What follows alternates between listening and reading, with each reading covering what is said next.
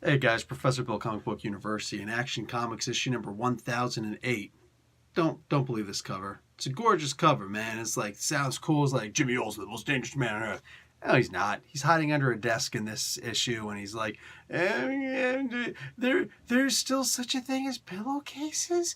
That's amazing, dude. He's a freaking whack job. He's not dangerous. He's just a whack job. So I don't know why the hell they did this cover. It makes no sense to me. So we got part two of Leviathan Rises. Brian Michael Bendis does the script. Steve Epting does the art and the cover. The colors are done by Brad Anderson. Josh Reed does the letters. The variant cover is Jeff Deckel. All right, and of course, Jerry Siegel, Joe Shuster are the creators of frickin' Superman. This is really more of an Amanda Waller issue than anything else. Her and Lois's dad meet up, and they're trying to talk to each other in secret, and all of a sudden they both realize neither of them called the meeting. So they realize there's been a setup, and somebody comes up and it's like, I'm going to kill you. And they're like, no, you won't. Put it out. And Lois's dad is like, Waller, we're in Ohio. I know where there's a safe house here. And she turns around and shoots him down. Now, he's got his little Argus shield on, so he's not going to take that much damage, but he does fall down, and now the thing comes up over to whatever it is that after them comes over top of him, and the last thing he says is Lois, and then we just see it fade to black. It would be beneficial if he did die, since Lois went and told him the secret that Clark is actually Superman.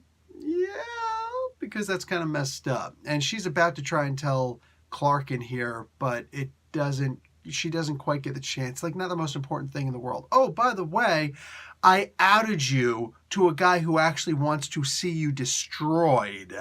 Just saying. But he's family, so it's good, right, cuz? No. No, Lois needs to return to Chicago.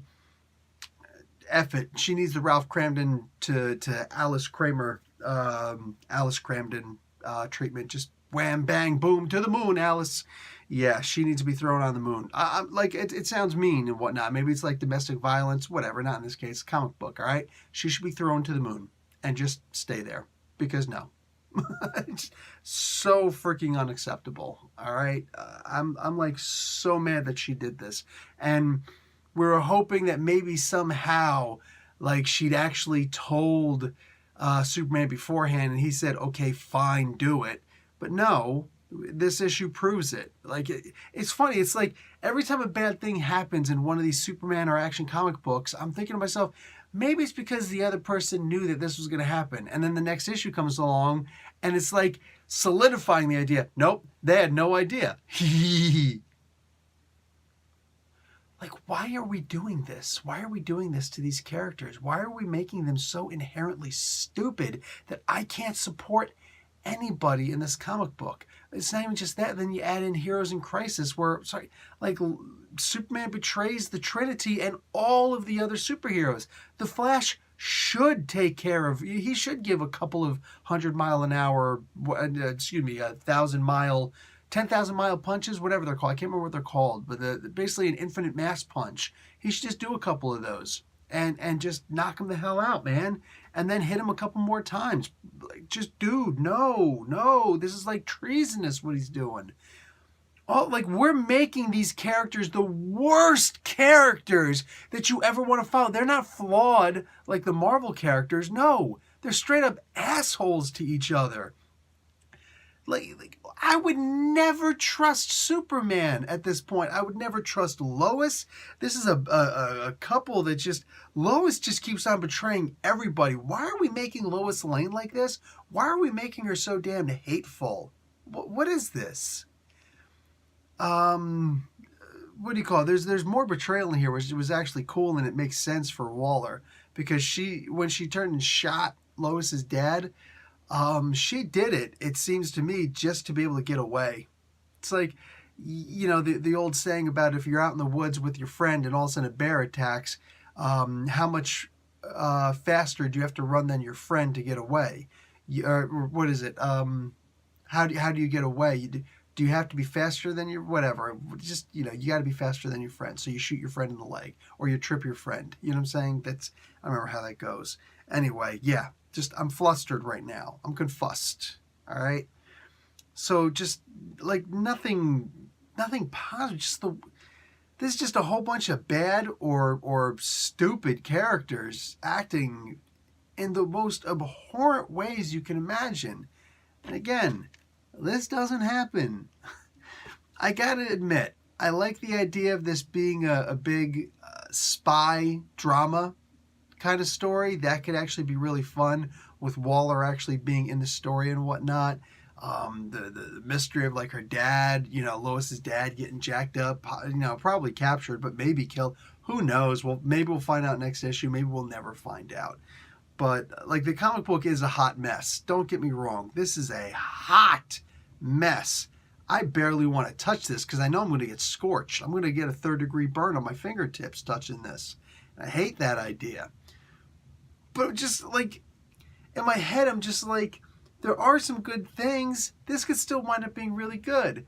And Bendis promised that we'd apologize. Waiting, bruh. Patiently waiting for that day, man. Because I just don't see too much good in this right now. Like, Lois shows up and people just stare, and she walks in like, yeah, that's right. Oh, this is, some person who's sitting at my desk. Turns out she's actually like a main bad guy. She's Red Cloud. Woke up, give him hell. This is where my cubicle was. And?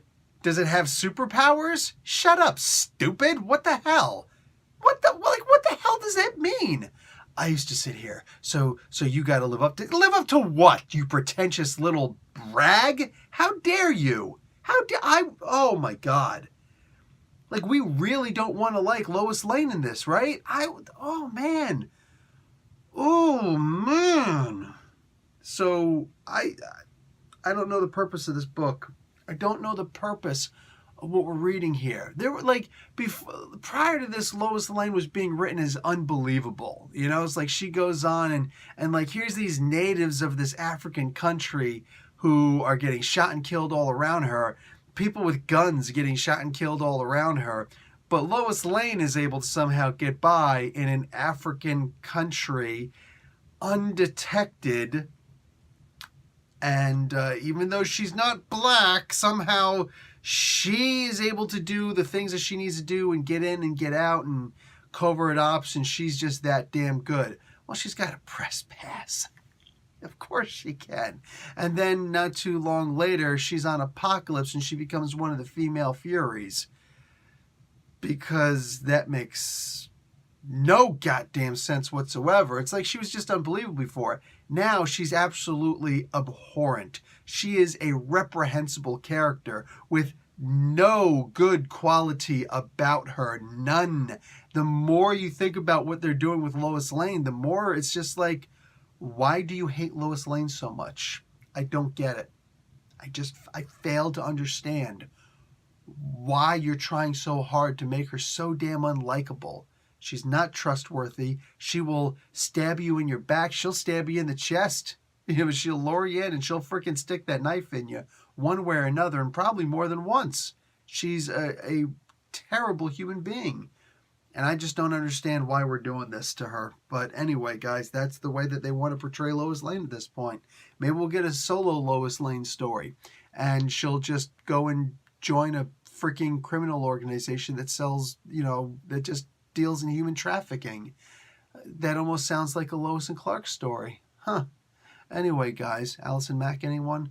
I'm done. And I'm almost done with this comic book, dude. Like, how the hell do you fall off of Action Comics? I hate being that guy who's just like, yeah, I don't think that Bendis has it anymore. But I'm getting to that point where I'm like, I'm waiting for him to pull out his ace in the sleeve. Dude, at some point, you actually need to pull the ace out of the sleeve. It's getting too hard to follow at this point. It's getting too hard to believe this. It's getting too hard to enjoy this. You're making these characters terrible. This story isn't fun. There's nothing that I can think of that's redeeming or even good about this comic book. What are we doing here? Professor Bill, Comic Book University. Class dismissed.